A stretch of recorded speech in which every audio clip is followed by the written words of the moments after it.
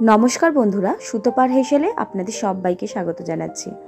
আমি আজকে একটা মাছের ডিমের রেসিপি আপনাদের সঙ্গে শেয়ার করব। রেসিপিটা হলো মাছের ডিমের ঝুড়ি বা মাছের ডিমের ভুনা। আমি যেভাবে মাছের ডিমের ভুনা বা মাছের ডিমের ঝুড়ির রেসিপিটা আপনাদের সঙ্গে শেয়ার করব, ঠিক সেইভাবে যদি আপনারা করেন দেখবেন মাছের ডিমের মধ্যে কোনো আঁশটা গন্ধও কিন্তু আপনারা পাবেন না। তাহলে আমার আজকের রেসিপিটা যদি আপনাদের ভালো লেগে থাকে অবশ্যই রেসিপিটা দেখার সময় একটা লাইক দিয়ে রেসিপিটা দেখা শুরু করবেন, আর ভালো লাগলে কমেন্টসের মাধ্যমে অবশ্যই আমাকে জানিয়ে যাবেন। মাছের ডিমের ভুনাটার জন্য আমি এখানে প্রায় 300 গ্রাম রুই মাছের ডিম নিয়ে নিয়েছি। আর এই ভুনাতে দেব বলে একটা ছোট সাইজের আলু ঠিক এরম ডুমো ডুমো করে কেটে নিয়েছি, কিছু রসুনের কোয়া নিয়ে নিয়েছি, আর কিছু চেরা কাঁচা লঙ্কা নিয়েছি। এবার ডিমের ভুনাটা বানানোর জন্য গ্যাসের ওপর একটা কড়া বসিয়ে নিয়ে কড়ার মধ্যে আমি পরিমাণ মতো সর্ষের তেল গরম করতে দিলাম। তেলটা গরম হয়ে গেলে গ্যাসের ফ্লেম একদম লো রেখে এর মধ্যে দুটো শুকনো লঙ্কা ছোট ছোট টুকরো করে দিয়ে দিলাম, আর দেখুন 1 চামচ গোটা জিরে ফোড়নে দিয়ে দিলাম। ফোড়নটা এবারে একটু নাড়াচাড়া করে নেব।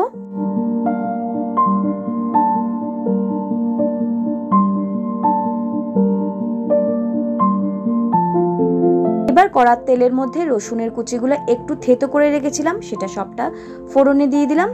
রসুনের কুচিগুলো একটু লালচে হয়ে আসলে এবার চেরা কাঁচা লঙ্কা আমি অর্ধেক দিয়ে দেবো, দিয়ে সবটা খুব ভালো করে একটু নাড়াচাড়া করে নেব।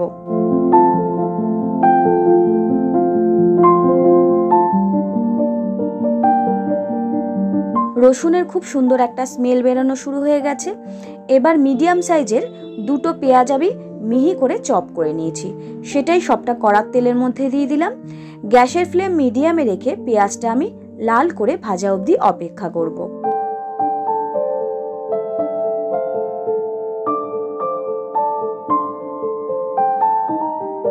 পেঁয়াজটার মধ্যে হালকা লালচে রং চলে এসছে। এবার ডুমো করে কেটে রাখা আলুগুলো দিয়ে দিলাম। আলুটা পেঁয়াজের সঙ্গে একটু কষিয়ে নেওয়ার পর এর মধ্যে আমি কিছু গুঁড়ো মশলা অ্যাড করব।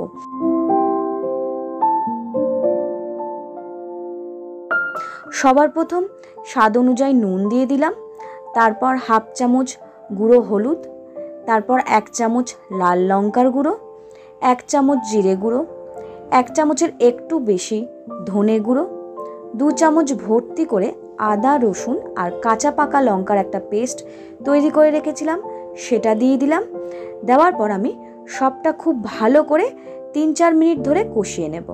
কষিয়ে নেওয়ার পর এর মধ্যে অল্প পরিমাণ জল দিয়ে আবারও 3-4 মিনিট ধরে কষিয়ে নিয়ে গ্যাসের ফ্লেম একদম লো রেখে কড়াটা আমি 5 মিনিটের মতো ঢেকে দেব। কিছুক্ষণ পর ফিরে এসেছি। কড়ার ঢাকনা তুলে নিয়ে আলুটা আরেকবার একটু মশলার সঙ্গে নাড়াচাড়া করে নেব। তারপর একটা ছোট সাইজের টমেটো দেখুন এর মধ্যে দিয়ে দিলাম, দিয়ে সবটা খুব ভালো করে মিশিয়ে নিয়ে অল্প পরিমাণে আরেকটু আমি জল অ্যাড করব যাতে মশলাটা খুব ভালো করে মজে যায়। তারপর সবটা ভালো করে আরেকবার মিলিয়ে নিয়ে আমি কড়াটা আরও 3-4 মিনিটের জন্য ঢেকে দেব।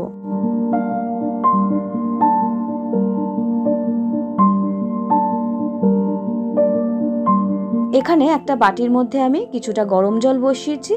এবার এর মধ্যে আমি 1/2 পাতিলেবুর রস দিয়ে দিলাম। জলটা গরম হয়ে আসলে এর মধ্যে দেখুন মাছের ডিমটা আমি দিয়ে দিলাম। এর ফলে মাছের ডিমের মধ্যে খারাপ কিছু থাকলে সেটাও নষ্ট হয়ে যাবে, আর মাছের ডিমের মধ্যে কোনো রকম আষ্টা গন্ধ করবে না। 4-5 মিনিট ধরে আমি গরম জলের মধ্যে মাছের ডিমটা আস্তে আস্তে করে একটু ওলটপালট করে নেব। দেখুন মাছের ডিমটা আমার গরম জলের মধ্যে বেশ কিছুক্ষণ সময় রেখে দেওয়া হয়ে গেছে। এবার এটা একটু ছাঁকনির মধ্যে ছেঁকে জলটা ঝরিয়ে নেব। মাছের ডিমে দেব বলে যে মশলাটা আমি তৈরি করেছি সেটা কতটা রেডি হয়েছে দেখে নেব। দেখুন বন্ধুরা, মশলাটা খুব ভালো করে কষিয়ে নেওয়া হয়ে গেছে আর আলুগুলো প্রায় সেদ্ধ হয়ে গেছে। ঠিক এই সময় গরম জলের মধ্যে যে মাছের ডিমটা আমি একটু ভাপিয়ে রেখেছিলাম সেটা সবটা আমি কড়ার মধ্যে দিয়ে দিলাম। দিয়ে গ্যাসের ফ্লেম মিডিয়ামে রেখে মশলার সঙ্গে মাছের ডিমটা খুব ভালো করে আমি মিশিয়ে নেব। কড়ার মধ্যে একটা খুন্তি দিয়ে দেখুন ঠিক এইভাবে মাছের ডিমগুলো আমি একটু ভেঙে ভেঙে দিচ্ছি আর মশলার সঙ্গে মিশিয়ে নিচ্ছি। কেননা যতটা মাছের ডিমটা গরম পাবে তত কিন্তু মাছের ডিমটা শক্ত হয়ে যাবে।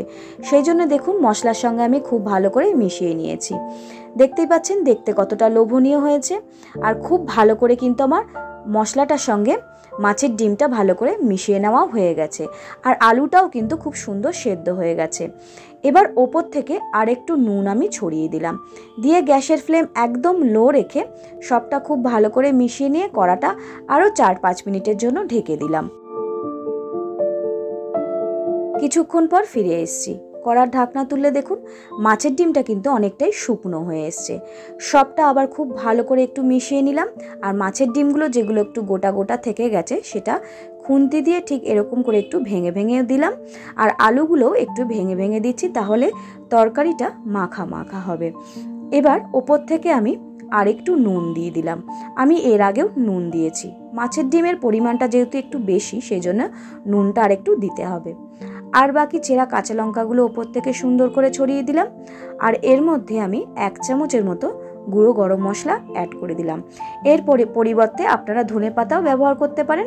আমি এখানে গরম মশলার গুঁড়োটাই দিলাম। গরম মশলার গুঁড়োটা দিয়ে সবটা খুব ভালো করে আমি আর একবার মিশিয়ে নেব, নিয়ে কড়াটা আরেকটু ঢেকে দেব।